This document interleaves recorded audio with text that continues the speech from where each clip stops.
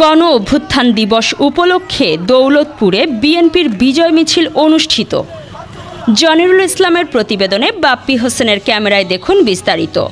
গণ অভ্যুত্থান দিবস উপলক্ষে দৌলতপুরে এক বিজয় মিছিলের আয়োজন করে বাংলাদেশ জাতীয়তাবাদী দল বিএনপি। দৌলতপুর উপজেলা বিএনপির সাবেক চেয়ারম্যান মোহাম্মদ বিল্লাল হোসেন রেজা আহমেদ বাচ্চু মোল্লার পক্ষ থেকে আয়োজিত এই মিছিলে দলীয় নেতাকর্মীদের ব্যাপক অংশগ্রহণে মুখরিত হয় দৌলতপুর উপজেলার এলাকা। মিছিলে উপস্থিত ছিলেন দৌলতপুর উপজেলার বিভিন্ন ওয়ার্ডের নেতাকর্মীরা।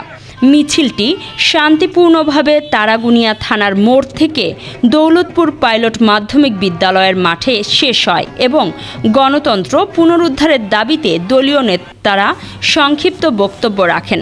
তারা বলেন, গণ অভ্যুত্থান দিবসের চেতনাকে ধারণ করে আমরা দেশের মানুষের অধিকার আদায়ে সংগ্রাম চালিয়ে যাব। রেজা আহমেদ বাচ্চু মোল্লা বলেন, মাদক মুক্ত সমাজ গড়তে হবে এবং যদি কেউ আমার দলের লোক মাদকের সাথে জড়িত থাকে তাদেরকেও আইনের আওতায় এনে শাস্তি দেওয়া হবে।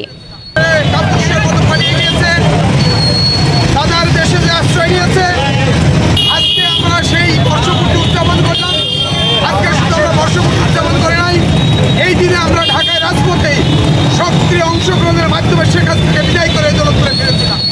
ফ্যাসিস্ট হাসিনা সরকারের পতন ঘটেছিল। তার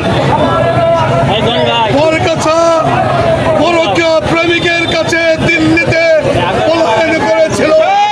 বাংলাদেশ জাতীয় দল দৌলতপুর থানা উপজেলার বিএনপি রেজা আহমেদ বাচ্চু মোল্লার নেতৃত্বে আজকে যে অনুষ্ঠান হয়েছে, যে বিজয় মিছিল হয়েছে, আপনারা যে এসেছেন সকলকে রেজা আহমেদ বাচ্চু মোল্লার পক্ষ থেকে বাংলাদেশ জাতীয়তাবাদী দলের সরকারের আপনারা জানেন একসঙ্গে শেখ হাসিনা এবং তার ৩০০ জন এমপি এই দেশ থেকে পালিয়ে চলে গেছে।